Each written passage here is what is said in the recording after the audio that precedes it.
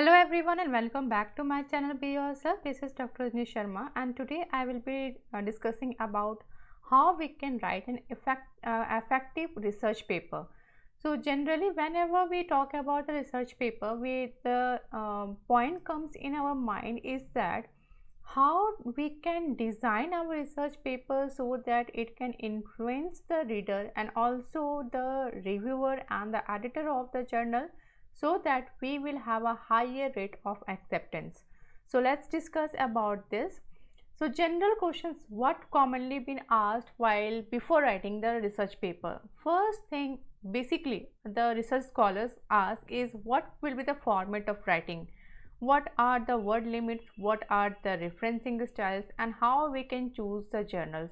So in this video I will be discussing about first 3 points, and the choice of journal itself is a very complicated topic. So it depends from journal to journal that what are their aim and scopes. All things we will be discussing in our next video, but I will give a very brief introduction about the different journal finder software which is already online available for different publishers like Springer, Elsewhere, Wiley, all have their own journal finder site. From there you can also find appropriate journal for your research paper. So let's start with the first point, which is the format of writing. So when we talk about the format, few things comes in our mind, which are the font size and style, spacing, margin and line numbering. So when we talk about these particular basic things, then what the truth is that your paper never got rejected on the basis of the format. It completely reliable on your research methodology and your findings, what the innovations is. But still, to undergo review process, you need to design your research paper as per the instructions given in the particular journal.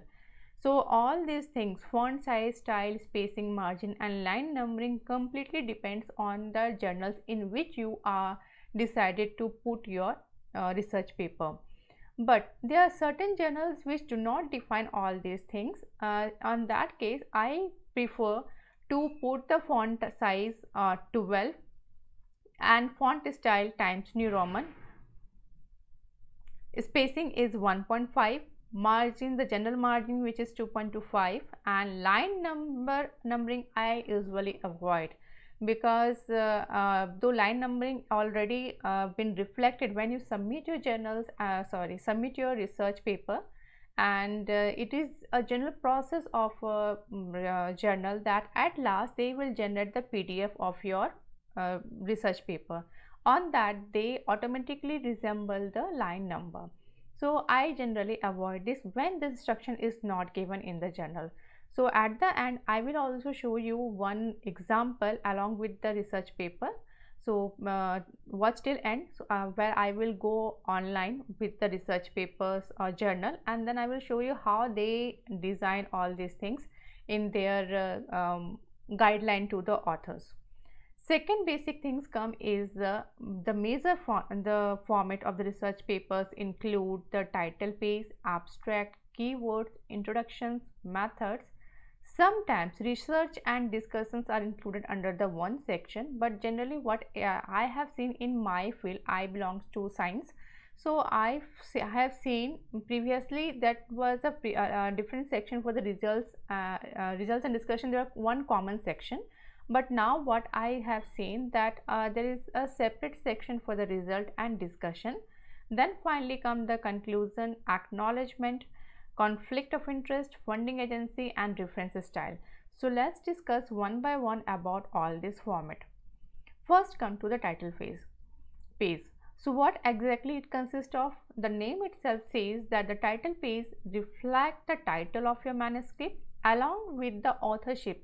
How many authors are there? You have to put the full name of the authors, designation of the authors, and also you have to denote among, if you are have more than one authors, then you have to show that which among these are the correspondence. So I have put an example from a screenshot of a paper. So here in title page it will be consisting of on your title, as here there are two authors are there, Ali Akbar Kahses and Ali Birandwad. So here they have also written a number as a superscript. So this basically denotes, so previously what I have said, that you have to denote the full designation and address of the authors. So by putting this number, we put the complete address of the author. If here both the authors belong to the same journal, same institute, so both were given one number. Suppose this second author is belonging to some other institute, then they might have put here have put here have the second number 2, and they have given the full description about this author also. Then here you can see in the first author Ali, there is a star mark just before the number. So this denotes that this author is the corresponding author, and they have put their complete email address so that the editors, or if someone is working similar category of work, they can also contact to such corresponding author for the detailed knowledge or for the collaboration work. Then what include in the title page? Next thing which included in the title page is the abstract and keyword. After introduction, these included under the main body. So in title page, it is mainly included the title, author's full name, author's designation, address, and corresponding author's details, and abstract along with the keywords.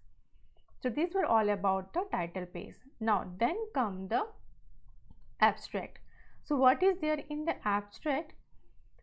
In different journals, you will find that it will be written that that they want a structured abstract or non-structured abstract. So what is the basic difference between that? Both content are the same, but they just differ in the styling of the abstract writing. So in this first image, you can see that abstract is written along with the subsections which include the introductions, objectives, methods, results, and conclusion. So such types of arrangement of the abstract is known as a structured abstract, whereas in the second image you can see that a definite paragraph is been written. This is known as non-structured abstract. So it completely depends on the guideline given to the authors of a particular journal. So on that basis you have to design your abstract. But what I suggest, when you have not decided that which journal you want to put your research paper, then basically you design your abstract as a structured abstract, not as a non-structured abstract, because it is easy to put your non-structured abstract from the structured one, where you already know what are the introduction objectives of your research methodology. Second thing comes with the abstract is also here the word limit. So it also varies from journal to journal. When it is not given, then you can put it up to 200 word limits. Or basically when we have not decided your journal, so basically put your abstract from 200 to 250 words, so that it will be easier if suppose you have written an abstract of 400 words and in the journal it is asking only for the 200 words, then it is difficult for you to reduce the word limits from 400 to 200. So if you put your abstract for the 250 words, then you can easily manage this 50 extra words when it is being asked for the 200 words, and when it will be asked for the 300 words, you can easily manage this. Generally, I have not seen in my subject that is there any journal who is asking for 400 words as an abstract. So these were all about the abstract. Coming to the keywords. Keywords completely defines what your research is all about. You have to put the basic words in the keywords that if someone put that on your Google, it will just help you to have more readers, or to it will reflect your research paper on the top when someone is going to search about the paper. So you have to be very much clear about the keywords. Like suppose you are working on some cytokines, so I basically use basically use some word which you all can understand. Suppose we are working on the population. So if I say which area has a more population, so first keyword will be what we are working on the population. So first keyword will be population. So how we are defining population? Suppose if I am defining the population on the basis of the food availability, then second keywords will be the food availability. So in this way we define the keyword, so that whenever anyone going to search about all these points, your paper should come up in their searching list. So this is very important when you want your research paper to be read by a large population size. Now next come is the introduction. Now, as this is a research paper, so here introduction is completely dependent on you, because you know what about the research and why you are doing the research. So first thing, how you will start with the introduction, you will give a very brief introduction so that even a layman can understand what about the research is, what is about the research. So why or the topic of the research will be well defined. Even a small definition you have to brief that in the introduction section in the first paragraph. Second, it will come with the significance of your research, why we are doing research. And when someone is going to read the introductions, from there they can conclude that no, this research work is very important, it is a very significance, so that even when you are going to submit this your research paper to any journal, your editor from the few paragraphs of your introduction can understand what the significance of your research is. Though basically as I know, editors basically focus on your abstract and conclusion part. From there they decide what the weightage of your research paper is, and then they thoroughly go through the inner part of the research paper. Then there come the what already is been done in the topic which you have decided to work on. If suppose you are working on a topic which or we are repeating the topic that already has been done by someone, then there is no significance of your study. And what you are going to do, suppose some work is been already been done, but when you have done that similar work in different region or in the different epidemiological region, then you got different results. So on that condition you can compare that type of results in the that type of results that also has a significance. And in the introduction itself you will write even very few sentences that what will be the novel findings, so that the reader will be interested to read a whole paper of yours.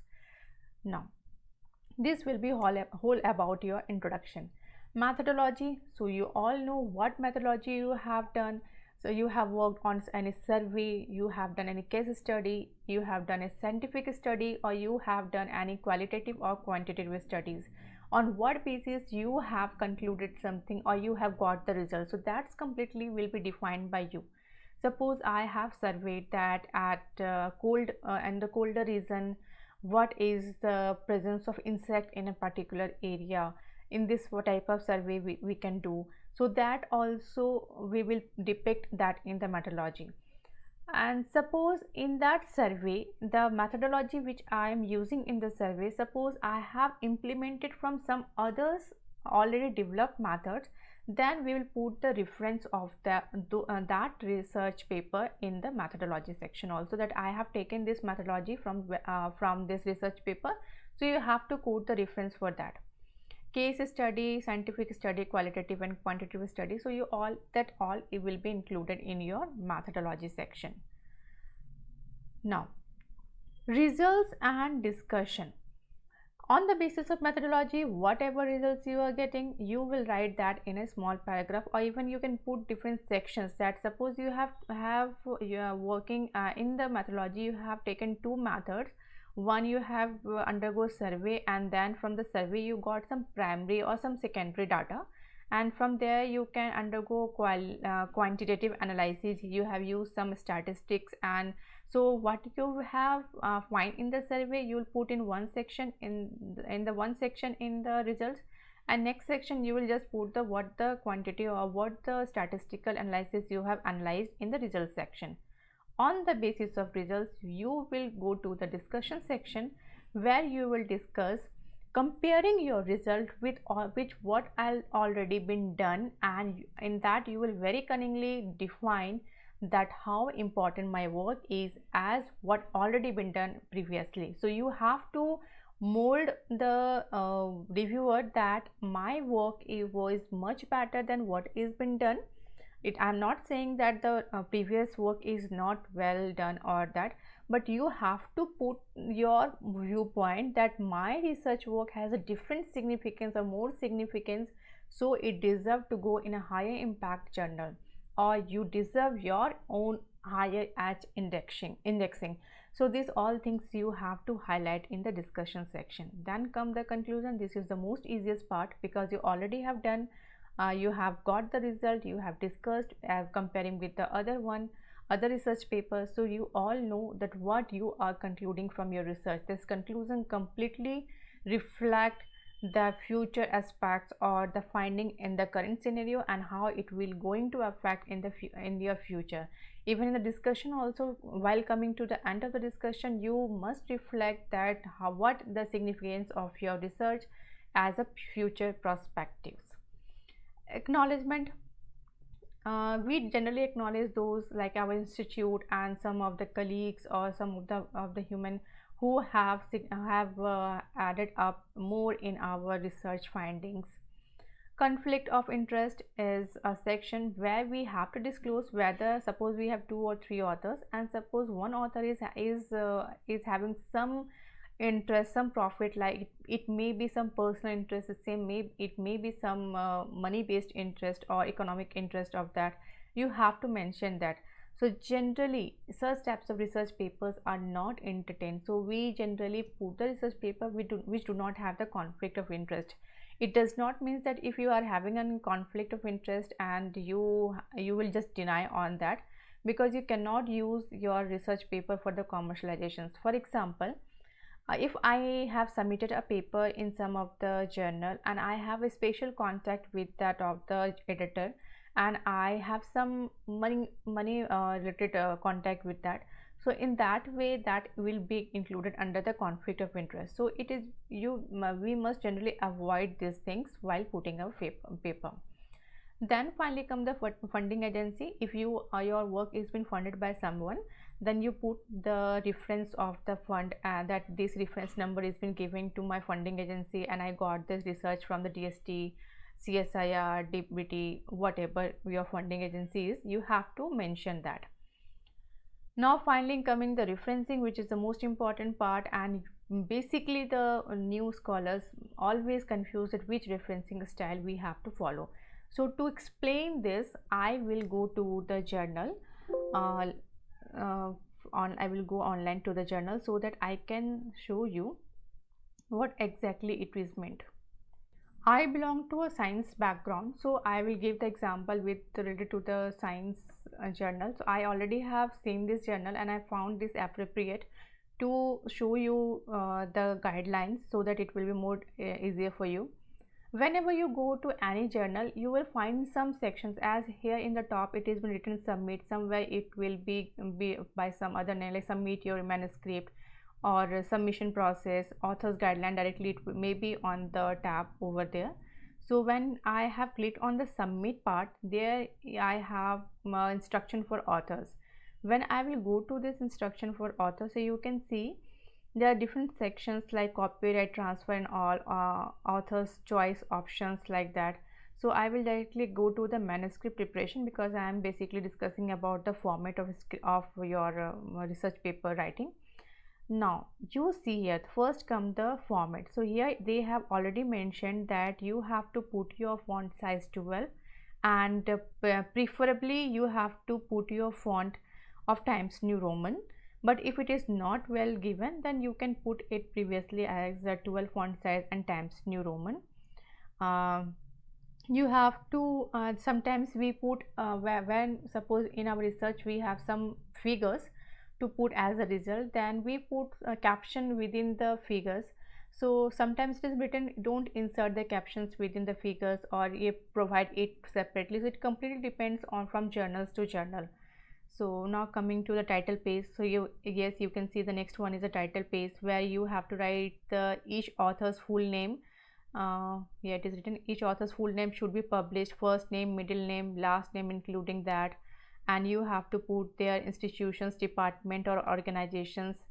And here you have to list the phone number, fax number, email address of the corresponding author. So as I have told, this will be included in your title page. Now here the abstract limit, word limit is 220, and here the species animals, here it is not mentioned that full length type manuscript, or you have to, this is here you have to follow the unstructured abstract.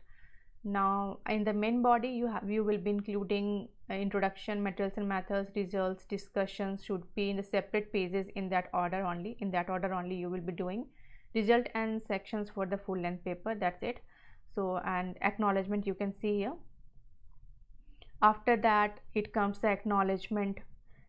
In some journals you will find that they want acknowledgement, conflict of interest, and somewhere it will be asked a contribution of the authors also you have to mention in the title page itself. So it differs from journal to journal. So you can see here, then come the acknowledgement, grant, support or funding agency, the same thing here, reference.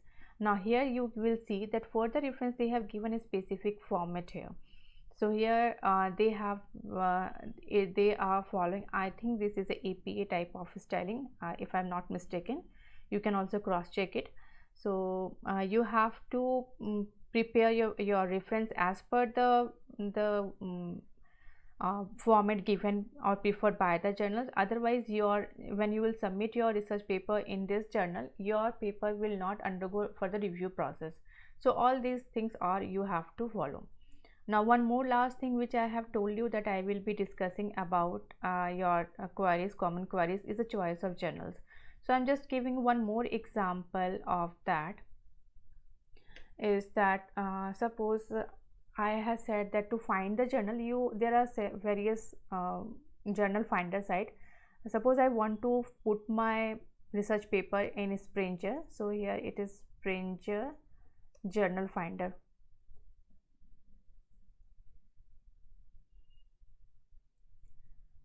Now so it comes with the name Springer Journal Suggesters. Now when you will put your manuscript title, manuscript so I already have done this for me, so that's why it was reflecting. Manuscript text, you can just put your abstract only here, but it gives more appropriate results when you will put your complete manuscript text, and trust me, it will not going to be stolen by someone else.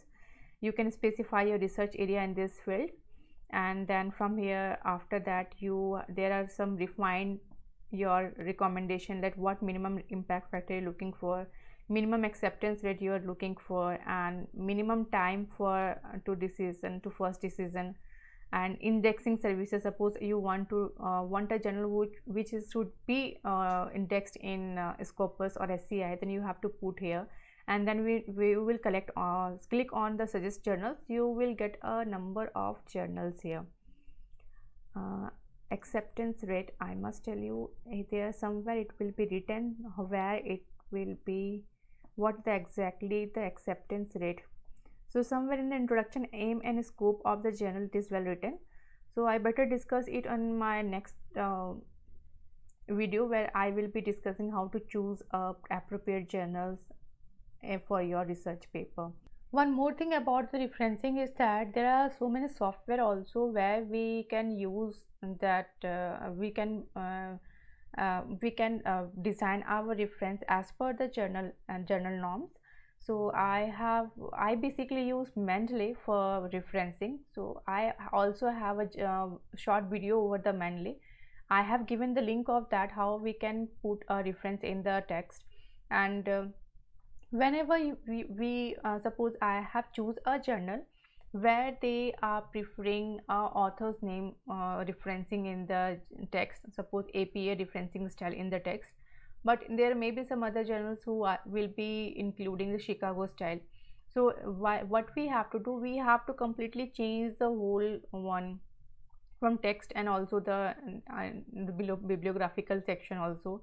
But whenever we use such type of journals, on single click we can completely change the referencing style. So that also I have already prepared a video. I have given the link in the description box, so hope you will like that video also. So these were all about this, how you can write an effective research paper. In next we will discussing about the proper choice of the journal, and my next video will be coming is about what happens when any pathogens enters inside our body. So as we buy food from our raw food from the market, we don't eat as a raw. Even the fruits also, we process that, we wash it, we peel it, and then we eat. So just like that, the pathogens which enter inside our body are not well expressed in the same way, they also undergo processing. So that how the cells do that will be my next video also. So along with this, my next video in the immunological section will be that one. So don't forget to subscribe and share my channels, and do share this with your friends, so that and also if you want some more topic to be discussed, then do comment in the comment section so that I can make a separate video over that.